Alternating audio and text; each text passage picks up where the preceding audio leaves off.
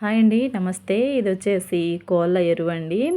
ఈ ఎరువుని మొక్కలకి సేంద్రియ ఎరువుగా యూజ్ చేసుకోవచ్చండి. అంటే మనము ఆర్గానిక కంపోస్ట్‌గా కూడా దీన్ని యూజ్ చేసుకోవచ్చు. నేను ఈ కోడి రెట్టనొచ్చేసి దగ్గరలో ఉన్న చికెన్ షాప్‌లో అయితే తీసుకొచ్చానండి. మొక్కలకి ఎరువుగా వేద్దామనేసి. ఈ కోడి రెట్టని చక్కగా మనం మొక్కలకైతే ఎరువుగా యూజ్ చేసుకోవచ్చు అనమాట.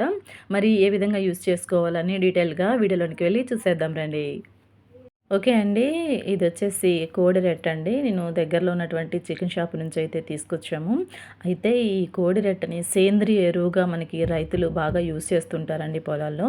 అయితే ఈ కోడి రెట్టని మనం డైరెక్ట్‌గా అక్కడి నుంచి తెచ్చుకోగానే వాడేయకూడదండి. కొంచెం మగ్గబెట్టుకోవాలనమాట. అలాగే వేసామంటే ఆ రెట్టలోంచి వేడనేది ఎక్కువగా ఉత్పత్తి అయ్యి మనకి మొక్కలనేవి చనిపోయే అవకాశం ఉంది. అందుకోసమని కొంచెం మగ్గబెట్టుకున్న తర్వాత మాత్రమే దీన్ని యూజ్ చేసుకోవాలి. ఓకే అండి. ఈ ఎరువునొచ్చేసి నేను అరటి చెట్లకైతే వేస్తున్నానండి. చెట్టు మొదల దగ్గర కొంచెం ఒక జానంత గ్యాప్ ఉంచేసి, ఈ విధంగా అయితే నీట్‌గా అయితే మట్టిని ఇలాగా లూజ్ చేస్తున్నాను. చక్కగా చుట్టూరు ఈ విధంగా లూజ్ చేస్తున్నాను. కొంచెం ఒక బెత్తడైనా సరే లోతుకైతే తవ్వుకోవాలండి. నీట్‌గా ఇలాగ తవ్వేసుకున్న తర్వాత, ఈ విధంగా నేను గార్డెన్‌లో ఉన్నటువంటి అన్ని అరటి మొక్కలకైతే ఈ విధంగా తవ్వేశానండి. ముందు ఇవి అరటి చెట్లు ఉన్నాయి కదా! పెద్దవి బాగా గ్రోతింగ్ అనేది ఉంటుందంట. ఇవి ఎరువు వేయడం వల్ల. రైతులు చాలా మట్టుకు పొలాల్లో యూజ్ చేస్తున్నారండి. వాళ్ళు కోళ్ల ఫామ్ నుంచి అయితే తీసుకొచ్చుకుంటారంట ఈ కోడి రెట్టని. తెచ్చుకున్న తర్వాత వెంటనే యూజ్ చేయకుండా దీన్ని మగ్గబెడతారంట. కనీసం వాళ్ళు ఎక్కువ మొత్తంలో తీసుకొచ్చుకుంటారు కాబట్టి నెల 2 నెలలైనా సరే దాన్ని మగ్గబెట్టి తర్వాత వాటికి ఇంకొన్ని ఎరువుల్ని కలిపేసి చక్కగా పొలాల్లో యూజ్ చేస్తారంట పంటలకి. అలాగే ఇవి సేంద్రియ ఎరువులండి. పశువుల పేడ, అలాగే గొర్రెల రెట్ట, ఇవన్నీ కూడా పశువుల రెట్ట, తర్వాత ఈ కోళ్ళ రెట్ట కూడా మనకి సేంద్రియ ఎరువు కిందకొచ్చేస్తుందండి. చక్కగా మొక్కలకైతే మంచి బలమంట. కానీ ఏదైనా సరే క్వాంటిటీని బట్టి, మొక్క సైజుని బట్టి మనం యూజ్ చేసుకోవాలండి. ఈ విధంగా నేను జామ మొక్కకు కూడా ఈ ఎరువుని కొంచెం వేద్దామని చెప్పేసి చక్కగా మట్టినైతే ఈ విధంగా లూజ్ చేస్తున్నాను. ఓకే అండి. ఈ విధంగా నేనొచ్చేసి గార్డెన్‌లో ఉన్నటువంటి అరటి మొక్కలన్నిటికి ఈ విధంగా తవ్వేస్తానండి. అలాగే ఇదొచ్చేసి మామిడి చెట్టు, అలాగే దానిమ్మ చెట్టు, ఈ కొన్ని చెట్లన్నిటికి ఈ విధంగా పెద్ద పెద్ద చెట్లన్నిటికి ఇలాగ తవ్వేస్తానండి. ఇప్పుడైతే మనము ఈ ఎరువుని ఎలా వేసుకోవాలో చూద్దాం చూడండి. ఈ ఎరువొచ్చేసి చూడండి కోడి రెట్ట. ఇందులో కోడి ఈకలు కూడా ఉన్నాయండి. ఇంక మట్టిలో కలిసిపోతాయి కదా అని చెప్పేసి ఎక్కువ మొత్తంలో నేను సెపరేట్ చేయకుండా ఈ విధంగా మట్టిని తవ్వుకున్నాం కదా! ఒక జానెడు దూరం ఉంచి మొక్క మొదటికి లేయర్ లాగా ఇట్లా అయితే వేసేస్తున్నానండి. మొత్తం ఎరువంతా కూడా ఇలాగ వేసేసుకున్న తర్వాత ఈ కోడి రెట్ట అనేది కనిపించకుండా మళ్ళీ పైనుంచి మట్టినైతే కవర్ చేసేస్తున్నాను. ఇది బాగా మగ్గేసి మనకి దీని నుంచి చక్కగా ఆ మొక్కకి పెరగడానికి పోషకాలన్నీ వస్తాయండి. ఇవి కోళ్ళు మనకి ఇవి చిరుధాన్యాలే ఉంటాయి కదా! జొన్నలు, రాగులు ఇవే తింటాయి కాబట్టి మనకి ఎరువు మొక్కలకి చాలా బాగా యూజ్ అవుతుందండి.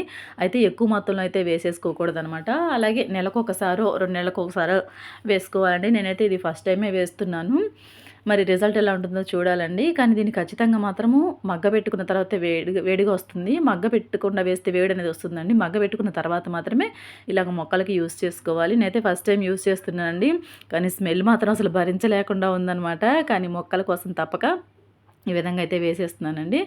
ఇదొచ్చేసి సేంద్రియ ఎరువుగా మనం చెప్పుకోవచ్చండి. ఆర్గానిక్ ఎరువనమాట. ఈ విధంగా మనము సేంద్రియ ఎరువులని ఆర్గానికంగానే వేసి మొక్కల్ని పెంచుకోవాలండి. కృత్రిమ ఎరువుల్ని మనం వేయకుండా, ఇవి కెమికల్స్‌తో కూడినటువంటివి వేయకుండా చక్కగా మనము ఇంట్లోనే పండించుకుంటున్నాం కాబట్టి ఆర్గానిక్‌గా ఇలాగ మొక్కల్ని పెంచుకొని మనము వెజిటబుల్స్‌నైనా, ఫ్రూట్స్‌నైనా గ్రో చేసుకోవచ్చండి. అలా ఆర్గానిక్‌గా పెంచుకున్నటువంటి ఈ మొక్కలైనా సరే, ఫ్రూట్స్ అయినా సరే, వెజిటబుల్స్ అయినా సరే మన హెల్త్‌కి చాలా మంచిది.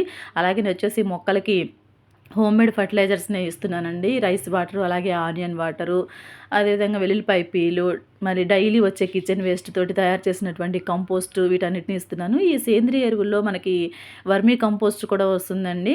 కానీ మనకి ఈజీగా అందుబాటులో ఉన్నటువంటి ఇటువంటి ఎరువులన్నిటిని మనము కృత్రిమంగా కాకుండా ఆర్గానిక్‌గా మనము ఇంట్లోనే తయారు చేసి ఇవ్వొచ్చనమాట.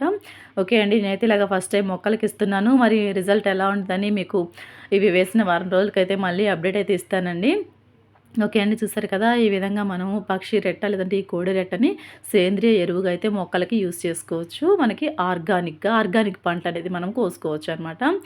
ఓకే అండి. ఈ విధంగా నేనైతే అన్ని మొక్కలకైతే ఈ విధంగా కొంచెం కొంచెంగా ఒక జానెడు గ్యాప్ తోటి మొత్తం అంతా కూడా బిత్తడి లోతుకి మట్టినైతే ఇలాగ తవ్వేసుకొని చక్కగా ఈ కోడి రెట్టనంతటిని ఎరువుగా అయితే వేసేసానండి. చూడాలండి, ఫస్ట్ టైమే వేస్తున్నాను కదా! మరి మొక్కల గ్రోతింగ్ ఎలా ఉంటుందని చూడాలి. ఓకే అండి. చూసారు కదా! ఈ విధంగా అయితే చక్కగా మనము కృత్రిమంగా కాకుండా సహజంగానే సహజ సిద్ధమైనటువంటి ఈ ఎరువుల్ని వేసుకొని చక్కగా మనము ఆరోగ్యమైనటువంటి హెల్తీ అయిన పంటనైతే మనం కోసుకోవచ్చండి. ఓకే అండి. ఇలాగైతే నేను వేసేసాను. మళ్ళీ ఒక నెల 2 నెలల తర్వాత గ్యాప్ ఎక్కువగా తీసుకొని మళ్ళీ మనము ఈ ఎరువునైతే యూజ్ చేసుకోవాల్సొస్తుంది. ఓకే అండి.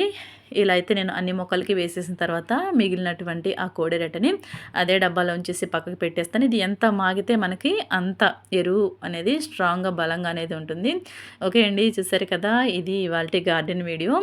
ఈ విధంగా మనము అన్ని కిచెన్ కంపోస్ట్ కూడా చేసుకోవచ్చండి. అది కూడా వీడియో చేస్తాను. డైలీ వచ్చే కిచెన్ వేస్ట్ తోటి ఏ విధంగా కంపోస్ట్‌ని తయారు చేసుకోవాలని త్వరలోనే ఆ వీడియో కూడా చేస్తానండి. మీకు కనుక మన వీడియోస్ నచ్చుతున్నట్లయితే తప్పకుండా వీడియోస్కి ఒక లైక్ చేసి సబ్స్క్రైబ్ చేసుకొని మన ఛానల్ని అయితే సపోర్ట్ చేస్తూ ఉండండి. ఇంకా ఇటువంటి మరిన్ని గార్డెనింగ్ వీడియోస్ అయితే నేను చేసి మీకు పెడుతూ ఉంటానండి. ఓకే అండి. ఈ వీడియో నచ్చినట్లయితే తప్పకుండా వీడియోకి ఒక లైక్ చేసి ఈ వీడియో మీద మీరేమనుకుంటున్నారని మీ అభిప్రాయం అయితే మాకు తెలియచేయండి. అలాగే మన ఛానల్ని సబ్స్క్రైబ్ చేసుకొని ఫాలో అవుతుండండి. అలాగే కామెంట్ కూడా మీ అభిప్రాయాన్ని కూడా తెలియచేయండి. ఓకే అండి. Thanks for watching our video.